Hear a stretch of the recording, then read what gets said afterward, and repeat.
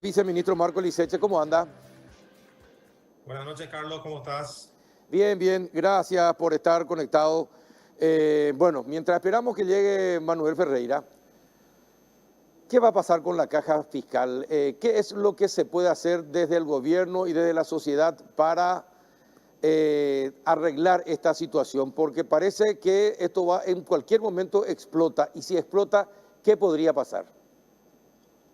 Sí, efectivamente, Carlos, nosotros venimos ya alertando hace unos años, un par de años, a través de diferentes tipos de informes que estamos remitiendo al Congreso de la situación actual de la caja fiscal, que viene deteriorándose rápidamente en los últimos años por diversos factores, ¿verdad? Uno de esos factores es que en los últimos 15 años el régimen general que se había establecido en aquella reforma del 2003 se fue atomizando en diferentes nuevos proyectos de leyes que se convirtieron en nuevos regímenes.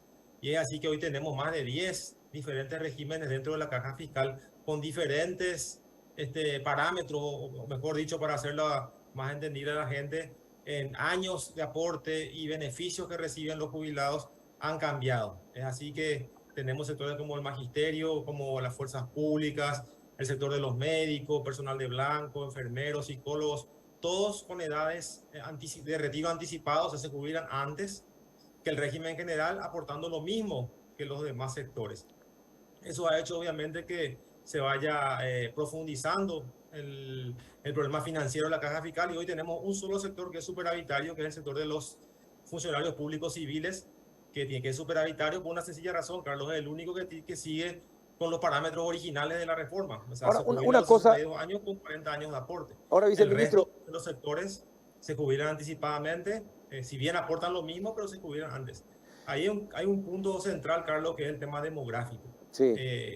La población del funcionario público pasivo ha ido aumentando. En cambio, los activos cada vez son proporcionalmente menos. Así que, para poner solamente un ejemplo, en el caso del magisterio, hace 8 años atrás tenía 5 activos por cada pasivo, hoy solamente tiene 2,3. Y la misma cosa en las fuerzas públicas, tenían 4 activos por cada pasivo, hoy tiene 2.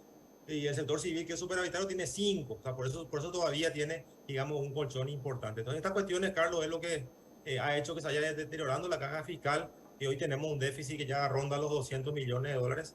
Y bueno, ¿qué es lo que tenemos que hacer, Carlos? Y tenemos que ponernos de acuerdo en la reforma. Acá no hay muchos secretos que tengamos que inventar la rueda, como se dice, de manera simple, digamos. Tenemos las alternativas que tenemos que poner sobre la mesa. Obviamente no va a ser fácil, porque hablamos de beneficios y vos sabés, Carlos, que esto es muy sensible. Pero si no nos ponemos de acuerdo, finalmente lo que va a pasar es que según nuestros estudios actuariales, en 4 años más se estarían agotando las reservas o los excedentes acumulados a lo largo del tiempo, y entraríamos en problemas de pagos, ya sea atrasos o inclusive no pagar todos los jubilados. Un resumen rápido, Carlos, de la situación. Sí, realmente es muy complejo, pero te pregunto, viceministro, ¿en otros países hay un solo régimen de jubilación o es también como en Paraguay que cada sector tiene su régimen? Claro, Carlos, hay diferentes modelos. Hay modelos de participación individual, como lo llaman, donde cada jubilado aporta, y ese aporte individual es el que se va invirtiendo y tiene un retorno. Hay sistemas mixtos, donde una parte es de reparto solidario y otra parte es de capitalización individual. Y el nuestro, por ejemplo, que es un sistema de reparto. Y ese es un buen punto, Carlos, lo que me estás preguntando, porque en un sistema de reparto puro, finalmente lo que se produce es una transferencia intergeneracional, es decir, los que ahora están trabajando activamente sostienen al sector Ujú. pasivo. Entonces tiene que haber un número importante de activos para que sostenga a esa masa pasiva, a esa masa de jubilados. Y es lo que está pasando hoy en sentido contrario en la caja fiscal. Hoy, con todas estas perforaciones que hubo en el régimen original, lo que se hace es que se jubile más pronto la gente, y obviamente la velocidad con que entran los funcionarios públicos es más lenta, se va generando un incremento en el sector pasivo y una disminución del sector activo. O sea, es lo que tenemos que corregir. Hay que corregir. No hay muchas vueltas que dar, Carlos. Tenemos que analizar las edades de jubilación. Lo ideal sería unificar de vuelta los criterios, volver todo al mismo régimen. Eso, y aclarando, Carlos, esto no le va a perjudicar a ningún jubilado. El que ya se jubiló se va a mantener en ¿Se su va? régimen con Claro. sus beneficios. No se le va a tocar, pero sí hay que hablar de los activos. porque finalmente acá hay una masa de 200.000 o más funcionarios públicos que están en riesgo de jubilarse en los próximos años. Bien, ¿qué tal, don Manuel Ferreira? ¿Cómo estás? ¿Qué tal, Carlos? ¿Cómo Gracias por estás? venir y No, gracias por favor. acelerar, viniste pisando fondo. Sí. Está bien. Estábamos hablando con el viceministro Marco Eliseche acerca del déficit, 200 millones de dólares, 4 años más dice que puede aguantar. Después ya va a haber problemas para pagar a los jubilados. Yo recuerdo que ya Juan Carlos Guasmosi en su gobierno había alertado sobre la situación de las cajas fiscales. Estamos hablando de 30 años atrás, básicamente. No se hizo nada en Paraguay y fue empeorando la situación. Algunos fueron consiguiendo jubilarse más temprano. Hay gente que se jubila a los 42 años, en el magisterio, por ejemplo. Eso es normal, así debe ser, ya es un derecho adquirido, ya no se puede cambiar. ¿Qué es lo que pasa? ¿Podría explicarnos, vos que fuiste también ministro de Hacienda? Bueno, antes que nada sí se hizo reformas. Se hizo una reforma en el año 2003, cuando comenzaba el gobierno de Nicanor. Y como decía el viceministro Eliseche, se fue perforando eso. ¿Qué es lo que quiere decir que se fue perforando? Y salió un grupo y consiguió una cosa, salió otro Derecho grupo, adquirido. consiguió otra cosa, salió otro grupo. Vos tenés derechos adquiridos legalmente en el momento en que empezás a cobrar la jubilación. Por eso, cuando dice Marco Eliseche, no se puede, esto no le va a afectar a los jubilados, es porque los jubilados ya tienen un derecho adquirido. Y al tener un derecho adquirido no se puede cambiar eso. Pero los no jubilados, los activos, no tienen todavía un derecho adquirido. Tienen un derecho que se llama en expectativa. En expectativa, sí. ¿Verdad? Entonces, creo que el problema es, nosotros no nos podemos jubilar a los 42 años, como vos decís. No se puede. Nosotros tendríamos que estar jubilados. Sí, deberíamos, sí. Deberíamos estar jubilados. Así es. Primer punto. Segundo punto, ¿por qué vos tenés un trato para un maestro que trabaja en el sector privado, que se jubila a los 62 años, y tenés un trato diferenciado para un maestro en el sector público, que se puede jubilar a los 42 o 43 años, ¿verdad? Donde se le reconoce, por ejemplo, a las mujeres un año de jubilación por cada hijo que tienen? Este tipo de cosas son las que no pueden seguir funcionando. Y te voy a decir sencillamente cómo es el cálculo. Y esto puede agarrar a la gente, sacar la calculadora que todos tenemos hoy por hoy en el teléfono y hacer el cálculo. Por cada 1.000 guaraníes de salario que vos tenés, vas a aportar 160 guaraníes. Si aportás durante 25 años 160 guaraníes, vas a tener más o menos la suma de 48.000 guaraníes acumulados a lo largo de toda tu vida, ¿verdad? Pero supone el siguiente caso.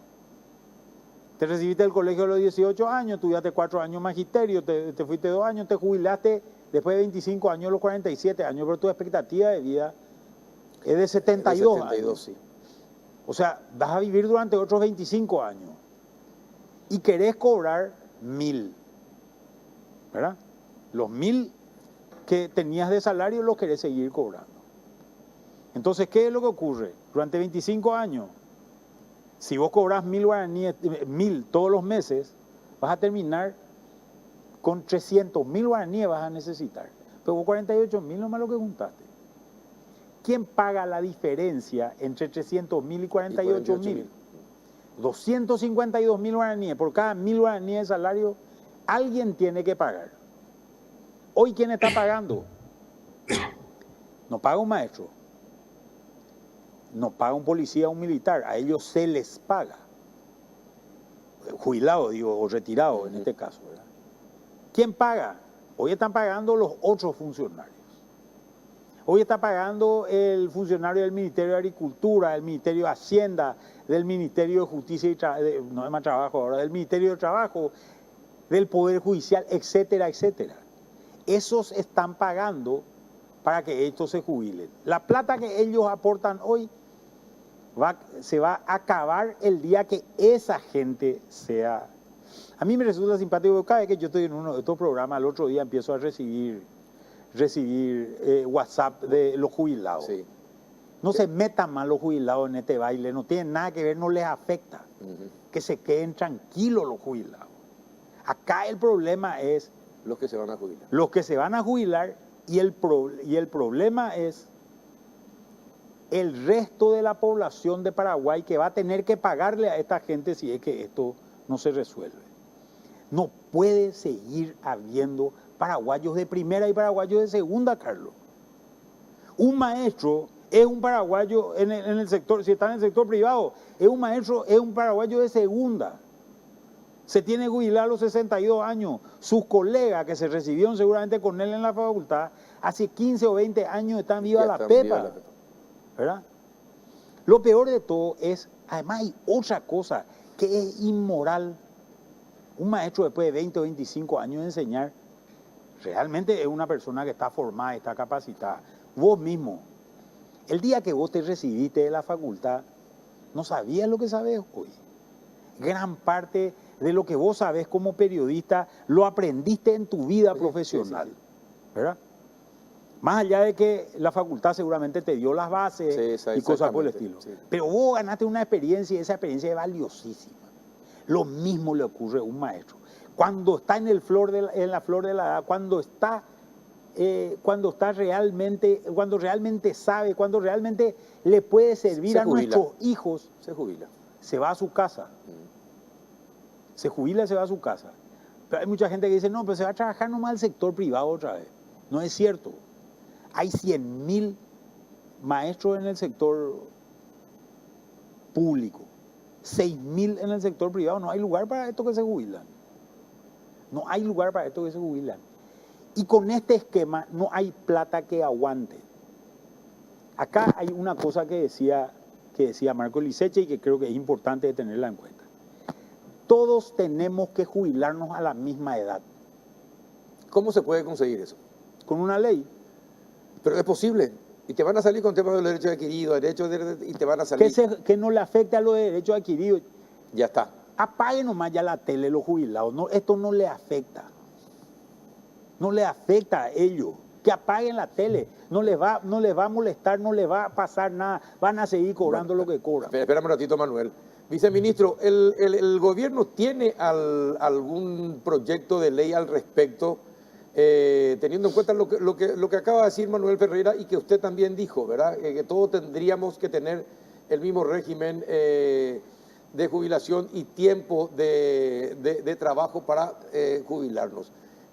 ¿Hay algún proyecto que el Ejecutivo va a promover en ese sentido desde el Ministerio de Hacienda o no? Carlos, nosotros tenemos varias alternativas para discutir. Pero como bien sabrás, Carlos, es un tema, como decía yo hace rato, es muy sensible y lo ideal sería llegar a acuerdos con los sectores, sabiendo que las dificultades que esto pueda pasar en el Congreso si no se llega a esos acuerdos. Obviamente, lo ideal, desde el punto de vista técnico, como ya lo dice Manuel, lo decíamos anteriormente, lo ideal es volver a homogeneizar los parámetros, a volver a igualar los parámetros, que como te decía recién, hoy el único sector superavitario es el que mantiene el parámetro original. Y ese es el motivo, ¿verdad? Porque se ha respetado la cantidad de años que se requiere para madurar el fondo, porque se ha respetado la edad de retiro y porque, lo que te decía anterior, al no jubilarse anticipadamente, los activos tenemos más años de actividad y van aportando más. Ese no hay ni un secreto, o sea, tenemos que volver a eso. Ahora, sabemos que es difícil y lo que tenemos que hacer es dialogar con esa puntualización. Al jubilado obviamente no se le va a tocar. Probablemente, lo hablamos otro día con Manuel, tendríamos que abrir un periodo de ventana. ¿Qué es un periodo de ventana? Aquellos que están cerca de jubilarse, se puede hablar de un X año, se le permite optar por el régimen que está vigente, y al resto, al que está X años para atrás, ya no, ¿verdad? Ya va a entrar en el nuevo régimen. Pero son las grandes discusiones que tenemos que tener con los sectores, llegar a ciertos acuerdos y sobre todo con los políticos, ¿verdad? Porque, repito, Carlos, esto en 4 años más, con lo que estamos hoy vigente, la bomba va a estallar. Y si sale este proyecto de ley que está en el Congreso, esto se acelera a 1 o 2 años, ¿verdad? O sea que el gobierno que viene, por más razón, debería, cualquiera sea de los candidatos que hoy están pujando, se tienen que preocupar de este tema de poder llegar a esos consensos con los sectores y tratar de implementar esta ley, una ley de reforma en los próximos 12 o año y medio, ¿verdad? Bueno, si no se toman las medidas adecuadas, solamente 4 años más, después van a empezar los problemas de pago a los jubilados, viceministro.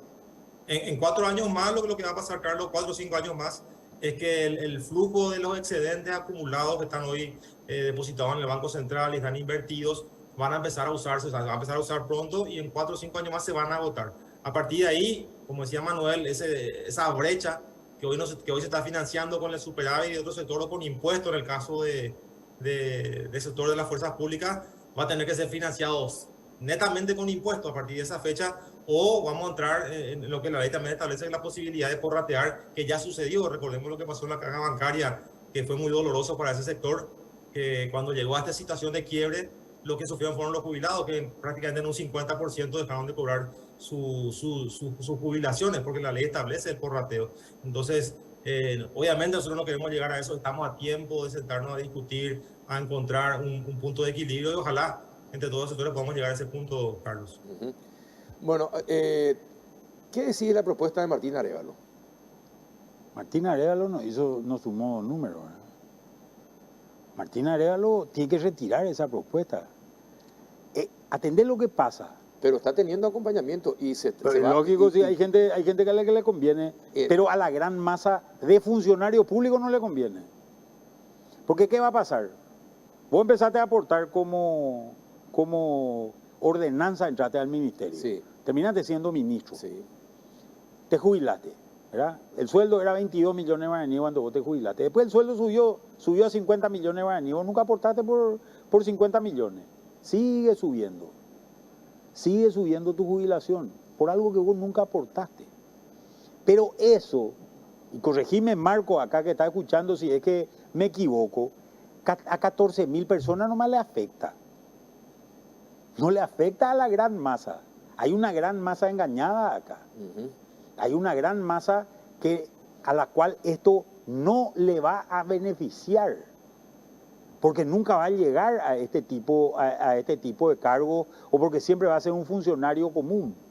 Solamente 14.000 son los beneficiados. Vos tenés que aportar. A ver, si esta jubilación no fuese colectiva como es hoy, si no fuese individual, ¿verdad? Yo aporto, lo que yo aporto le doy a alguien para que me invierta, y ese me paga, después de un tiempo me paga un cierto monto. Si eso fuese así y no hubiese inversiones, con 16% de aporte, por cada 6 años y 3 meses de aporte, vos tenés un año de jubilación al 100%. Dijeron, no, vamos a levantar los impuestos. Sí. y que haya un aporte estatal. El aporte estatal ya existe. Ahí señaló, es de 220 millones de dólares. Si vos dividís 220 millones de dólares entre todos los funcionarios, el aporte estatal ya es del 8%. Y están hablando de un aporte estatal del 9%. Completemos, hagamos el aporte estatal del 9%. Para todo por igual, no solamente para policías y militares, para todos. Para todo por igual. 220 millones de dólares, pero va a ser siempre el mismo aporte, ¿verdad? Hoy el problema es que vos le beneficiás a un grupo de gente, se le va toda la plata a ese grupo de gente, y el gran resto de los paraguayos está sacando de su bolsillo para pagarle a ese grupito de gente. Porque un coronel que se retiró, si al coronel de carrera, en estado activo, le suben el salario, a él también le suben. Él no aportó por eso, pero también le suben. Sí, entonces, tenemos que resolver estos problemas, porque son una gran injusticia. A ver, Marco, ¿qué querés decir? Quería puntualizar lo que dice Manuel. El aporte del Estado hoy ya existe, si bien está direccionado a un sector, y lo justo sería distribuir entre todos los sectores y discutir inclusive un aporte adicional del Estado, pero esa no va a ser la solución, Carlos, si no solucionamos el problema demográfico. Y pongamos nomás como ejemplo la Argentina. La Argentina metió al presupuesto todo su déficit jubilatorio. ¿Y cómo está Argentina hoy? Un 60% del gasto del presupuesto argentino es para las jubilaciones. Y ya es insostenible el déficit fiscal ahí. Entonces, nunca va a ser suficiente el aporte de Estado si no tiene un tope. Acá lo que se plantea es que no haya tope para ese 9,5, en realidad no va a ser suficiente en unos años, tal vez 1 o 2 años tape el agujero, digamos, pero después no va a servir porque se van a seguir jubilando jóvenes y el bono demográfico se va a agotar. Entonces ahí, esto no es la solución solamente inyectar aporte del Estado, si no discutimos el tema de la edad. O sea, por eso ponemos sobre la mesa algo técnico, financiero, no hay acá ningún secreto. Si no corregimos esos parámetros, sobre todo lo de la edad, esto va a ser un parche, el aporte de Estado va a ser un parche, y finalmente dentro de 5 años vamos a estar discutiendo este mismo problema y lastimosamente toda esta masa de funcionarios van a estar en riesgo, y también los jubilados eventualmente, porque al no haber fondos, repito, el prorrateo es una realidad que se dio, ya recuerdo el caso de la Caja Bancaria y otros. Entonces no dejar, no perder de vista eso, Carlos, pero también estamos a tiempo, como decía Carlos, estamos a tiempo de sentarnos a discutir. Yo creo que hay muchos sectores interesados, todos debemos estar interesados, de hecho, no solamente los funcionarios, también los gremios, los sectores civiles, porque finalmente, como decía Manuel, se da el aporte del Estado como si fuera que hay una caja fuerte ahí en Hacienda, sacamos la plata, eso va a salir del bolsillo de todos los contribuyentes, Carlos. Ahora, ¿qué va a pasar? ¿Qué va a hacer el gobierno en el caso de que se sancione la ley por el Congreso? Porque en senadores parece que ya van a tener mayoría para este proyecto de Martín Arévalo. ¿Qué va a hacer el gobierno en el caso de que esto sea sancionado por el Congreso? Y como primera instancia, Carlos, si mañana es aprobado, bueno, hablaremos en diputados, tratar ahí de revertir en la Cámara de Diputados, después tenemos la opción del veto, ¿verdad? Entonces, vamos a pelear en cada una de esas instancias y bueno, finalmente veremos. ¿Ustedes recomendarían, desde el Ministerio de Hacienda, recomendarían al presidente el veto, entonces, si es que se aprueba la ley? Claro, Carlos, porque, repito, todos nuestros análisis que hacemos hace que esto sea insostenible, ¿verdad? Imagínate el aporte del Estado, que eso no estaba al comienzo en el proyecto del señor Arévalos, no estaba el aporte del Estado, ahora se incluye el 9,5, como si fuera que de la nada se va a salir esos recursos, ¿verdad? El presupuesto ya está asignado, hoy tenemos un presupuesto ya comprometido, venimos de 3 años consecutivos de diferentes tipos de shocks, o sea que tenemos que cerrar el déficit del 3%. O sea, nada de eso se tuvo en cuenta a la hora de analizar un 9,5 que aporte el Estado, ¿verdad? O sea, que es realmente muy complejo y así como en otras oportunidades lo hemos hecho, vamos a recomendar seguramente el veto. Si sirve para algo, yo también les recomiendo el veto. Está bien. Pero, ¿y qué pasaría en el caso de que se apruebe? ¿De dónde se van a sacar los recursos? Van a tener que subir los impuestos. Acá esto se soluciona todo si el IVA es de 15%. Estamos en época electoral. ¿Es especial para que este tipo de proyectos se aprueben en el Congreso? Pero hay también un tema que es importante tenerlo en cuenta. La semana pasada cayó una bomba atómica en la institucionalidad paraguaya, Sí. ¿verdad? Con esta noticia que todos conocemos. Pero a pesar de esa bomba, en el Senado avanza el proyecto. Sí, está bien. Pero hubo un pedido también de un sector empresarial de la FEPRINCO, hubo un pedido de postergación. Sí. Vamos a ver si esto se Pero trata. no ocurrió porque se sigue avanzando en el proyecto en el Senado. Sí, yo creo que tengo entendido también que hay un acuerdo del sector docente de postergar el tratamiento también por 90 días de este tema. Así que creo que hay varios movimientos que se están dando. Pero hay que estar atentos. El tema hermano, lo que quiero es que hay que estar atentos, porque mientras estamos con el tema del juicio político, ¿verdad?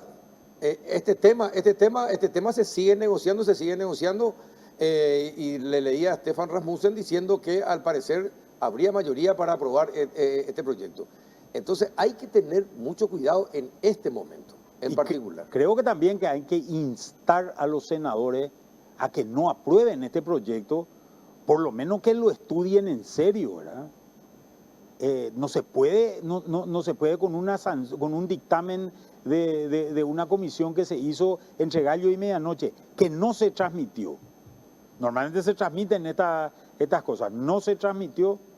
Ahora resulta que no se consultó a todos los sectores involucrados y van a aprobar así. Yo creo que todos van a perder votos. No van a ganar votos con esto. Vamos a ver.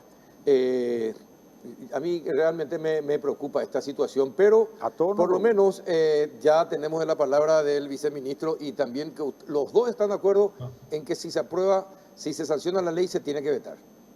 Sí.